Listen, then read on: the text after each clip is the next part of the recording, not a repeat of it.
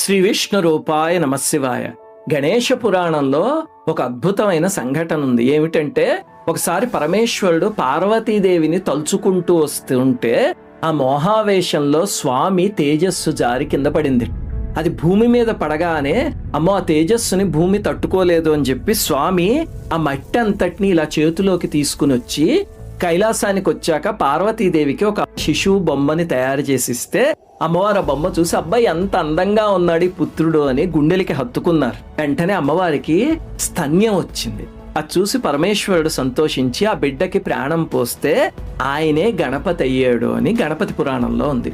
అయితే తరువాత కలియుగానికి ప్రారంభంలో గణపతి ఒకసారి భూలోకానికి వచ్చి విహారం చేస్తూ అక్కడ ఒక ప్రదేశం దగ్గర నించునేసరికి ఆయనకి నెమ్మదిగా స్వామి నన్ను అనుగ్రహించవా తండ్రి అని వినిపించింది. ఎవరు ఇది అంటున్నారు అని చెప్పి చుట్టూ చూసేసరికి అక్కడ ఒక బావిలోంచి